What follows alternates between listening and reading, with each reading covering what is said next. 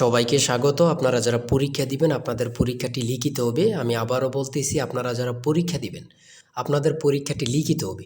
আপনাদের পরীক্ষার জন্য স্পেশাল একটি প্রশ্ন প্যাটার্ন নিয়ে এসেছি। ইনশাল্লাহ এই প্যাটার্ন থেকে 25 থেকে 30 নাম্বার অনায়াসে কমন পাবেন। শুধু ধৈর্য সহকারে সম্পূর্ণ ভিডিওটা দেখেন, আমি দেখিয়ে দিব কোন কোন বিষয়ে কোন কোন টপিক থেকে প্রশ্ন উত্তর আসবে, 100% হুবহুব কিভাবে কমন পাবেন, এই সকল তথ্য নিয়ে আজকে আলোচনা করব। আর বিশেষ করে বলে রাখি, আপনারা যারা পরীক্ষা দিবেন পরীক্ষার প্রশ্ন প্যাটার্ন যেমন থাকবে সেম প্যাটার্নে একদম শর্ট করে স্পেশাল শর্ট চূড়ান্ত সাজেশন তৈরি করা হয়েছে। সাজেশনটি নিতে স্ক্রিনে দেওয়া হোয়াটসঅ্যাপ নাম্বার রয়েছে, ইমো নাম্বার রয়েছে, দুটোর মধ্যে যে কোনো একটি মেসেজ করে সাজেশনটি সংগ্রহ করুন।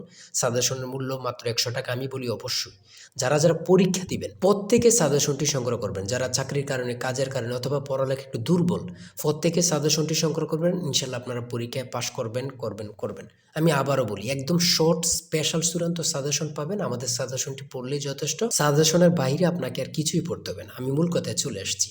প্রথমে থাকবে কি, এখানে প্রথমে থাকবে সাধারণ জ্ঞান। যেমন এখানে রয়েছে বিদ্রোহী কবিতার রুচিও থাকে, কাজী নজরুল ইসলাম। কতটা গুরুত্বপূর্ণ শুধু আপনারাই বুঝতেছেন। রবীন্দ্রনাথ ঠাকুর কত সালে নোবেল পুরস্কার পান, এটা কত গুরুত্বপূর্ণ আল্লাহ ছাড়া কেউ জানে না। 1913 সালে কত পরীক্ষা আসছে সেটা আল্লাহ ছাড়া কেউ জানে না। 3 নম্বরে রয়েছে বাংলা সাহিত্য। সাহিত্য সম্রাট বলা হয় কাকে? বাংলা সাহিত্যে সাহিত্য সম্রাট কাকে বলা হয়? বঙ্কিমচন্দ্র চট্টোপাধ্যায়কে। তারপরে রয়েছে 4 নম্বরে বাংলা ভাষায় প্রচলিত 2টি চীনা শব্দ লিখুন। চীনা শব্দ লিখেন, অর্থাৎ আমরা যে ভাষাগুলো প্রতিনিয়ত বলতেছি এই 2টা ভাষা, যেমন চা, চিনি, যেমন এগুলো আমরা মনে করতেছি অনেকে যে এগুলো বাংলা না, এগুলো বাংলা শব্দ না, এগুলো হচ্ছে চীনা শব্দ। ঠিক আছে। বাংলা ভাষায় শব্দসমূহ অর্থ অনুসারে কত প্রকার? 3 প্রকার। বাংলা ভাষার শব্দসমূহ অর্থ অনুসারে কত প্রকার? 3 প্রকার। সন্ধি বিচ্ছেদ থেকে থাকবে। দেখেন, সন্ধি বিচ্ছেদ থেকে আমি যে প্রশ্ন উত্তরগুলো নিয়ে এসেছি এগুলো খুবই গুরুত্বপূর্ণ, আপনাদের পরীক্ষা আসবে। ঠিক আছে। সন্ধি বিচ্ছেদ থেকে দেখেন হিমালয়, গবেষণা, পরীক্ষা, দিগন্ত, এখান থেকে আপনারা 2 মার্ক কমন পাবেন। এই সন্ধি বিচ্ছেদ থেকে আমি বলে দিলাম। তাই বলি অবশ্যই আমাদের চ্যানেলটি সাবস্ক্রাইব ও পেজটি ফলো দিয়ে রাখবেন। কেন? পরীক্ষার নোটিশ, পরীক্ষার রেজাল্ট, পরীক্ষার প্রশ্ন সমাধান, যাবতীয় সকল তথ্য সবার আগে আমরা ভিডিও আপলোড দিয়ে রাখি। আপনি যদি চ্যানেলটি সাবস্ক্রাইব, পেজটি ফলো দিয়ে রাখেন, সবার আগে চলে যাবে আপনার কাছে নোটিফিকেশন। মনে করেন আপনি পরীক্ষা দিয়েছেন, পরীক্ষার প্রশ্ন সমাধান দেখিয়ে দিব, তারপরে রেজাল্টের অপেক্ষা করা লাগবে না, আমাদের চ্যানেলে পেয়ে যাবেন, সকল তথ্য পেয়ে যাবেন, এবং কি নতুন নতুন চাকরির তথ্য পেয়ে যাবে। সার্কুলার দেওয়ার সাথে সাথে আমাদের চ্যানেলে আপলোড দেওয়া হবে। আপনি শুধু আমাদের চ্যানেলটি সাবস্ক্রাইব, পেজটি ফলো দিয়ে রাখলে সবার আগে চলে যাবে আপনার কাছে নোটিফিকেশন। তাই অবশ্যই চ্যানেলটি সাবস্ক্রাইব, পেজটি ফলো দিয়ে আমাদের মেম্বার সদস্য হয়ে আমাদের সাথেই থাকবেন। আপনারা যারা যারা পরীক্ষা দিবেন, আমি বিশেষ করে বলি রাখি, 100 টাকা কিন্তু বড় কথা না। আপনারা প্রত্যেকে সাজেশনটি সংগ্রহ করবেন। ইনশাল্লাহ এই সাজেশনের বাইরে আপনাকে আর কিছুই দেখতে হবে না। তারপরে কারক ও বিভক্তি নির্ণয় করুন। কারক ও বিভক্তি নির্ণয় করুন। শুদ্ধ বানান থেকে থাকবে। শুদ্ধ বানান লিখুন। এখানে 4টা দেওয়া আছে, 4টার জন্য 4 নাম্বার। এক কথায় প্রকাশ করুন, আল্লাহকে বিশ্বাস করে না যে নাস্তিক। চিরকাল, দরিয়া স্থায়ী, চিরস্থায়ী। এখানে প্রত্যেকটা প্রশ্ন খুবই গুরুত্বপূর্ণ।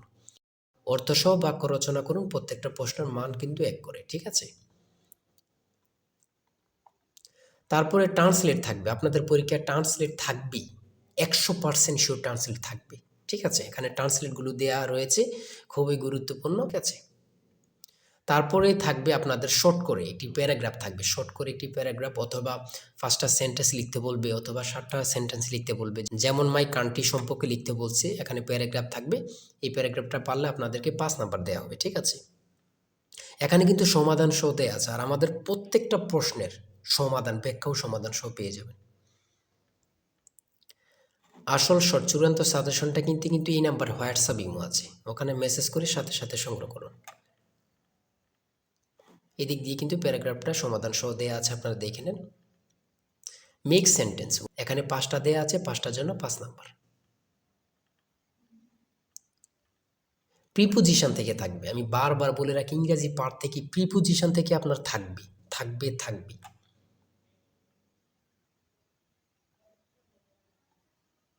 দেখেন, প্রত্যেকটা প্রশ্ন কিন্তু আমাদের খুবই গুরুত্বপূর্ণ।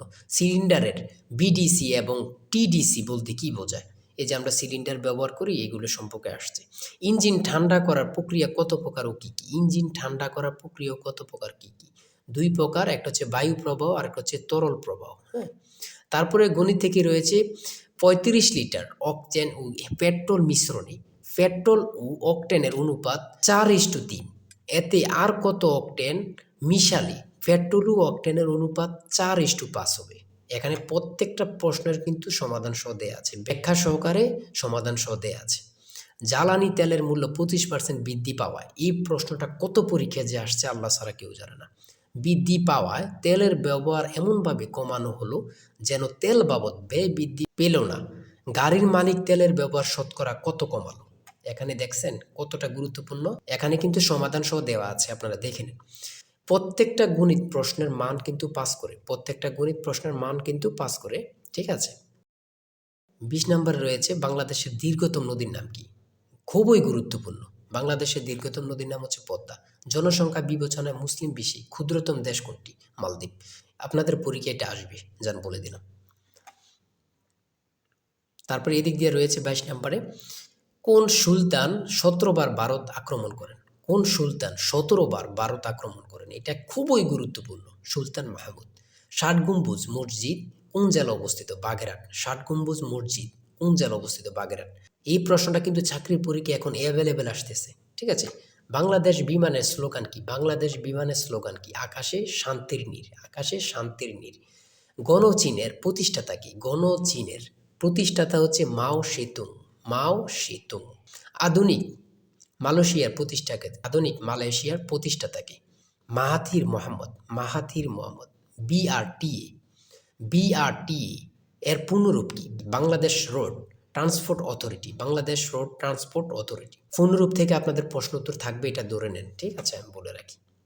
তারপরে 29 নম্বরে রয়েছে বাংলাদেশের চিংড়ি সম্পদকে কি বলা হয়? হোয়াইট গোল্ড, যেটা সাদা সোনা। বাংলাদেশের চিংড়ি সম্পদকে কি বলা হয়? হোয়াইট গোল্ড, সাদা সোনা। এই প্রশ্নটি আপনাদের পরীক্ষা আসবে, যান বলে দিলাম। তারপরে 30 নম্বরে রয়েছে নীল নদের দেশ কোনটি? নীল নদের দেশ কোনটি? মিশর। নীল নদের দেশ কোনটি? মিশর। দুটি ইলেকট্রিক গাড়ির নাম বলো, দুটি ইলেকট্রিক গাড়ির নাম বলো। বাংলাদেশের রেলওয়ে কয়টি অঞ্চলে বিভক্ত? বাংলাদেশের রেলওয়ে কয়টি অঞ্চলে বিভক্ত? দুটি। তারপরে রয়েছে পরিবিবির মাজার কোথায় অবস্থিত? পরিবিবির মাজার কোথায় অবস্থিত? লালবাগ কেল্লা, ঢাকা। পরিবিবির মাজার কোথায় অবস্থিত? লালবাগ কেল্লা, ঢাকা। চলন বিল কোন জেলা অবস্থিত? চলন বিল কোন কোন জেলা অবস্থিত? নাটোর, সিরাজগঞ্জ, পাবনা। চলন বিল কোন কোন জেলা অবস্থিত? নাটোর, সিরাজগঞ্জ, পাবনা। আমি বলি প্রশ্নটি আপনাদের পরীক্ষা আসবে। বাংলাদেশের রেলওয়ে কয়টি অঞ্চলে বিভক্ত? এটা কিন্তু গুরুত্বপূর্ণ। চলন বিল কোন কোন জেলা অবস্থিত? এটাও কিন্তু গুরুত্বপূর্ণ, ঠিক আছে। এই প্রশ্ন উত্তরগুলো কিন্তু খুবই গুরুত্বপূর্ণ। আর আজকের ভিডিও এই পর্যন্তই। আপনারা যারা এখনও সাজেশনটি সংগ্রহ করেননি, দ্রুত এই নাম্বারে হোয়াটসঅ্যাপ ইমো আছে, চূড়ান্ত সাজেশন কিনতে হোয়াটসঅ্যাপ অথবা ইমোতে মেসেজ করুন। এই নাম্বারে হোয়াটসঅ্যাপ অথবা ইমো আছে, আপনারা প্রত্যেকে আমাদের সাজেশনটি সংগ্রহ করে ফেলুন। দ্রুত মেসেজ করে সাজেশনটি সংগ্রহ করে ফেলুন। ইনশাল্লাহ সাজেশনের বাইরে আপনাকে আর কিছুই পড়তে হবে না। আজকের ভিডিও এই পর্যন্ত। সবাই ভালো থাকবেন, সুস্থ থাকবেন। আল্লাহ হাফেজ।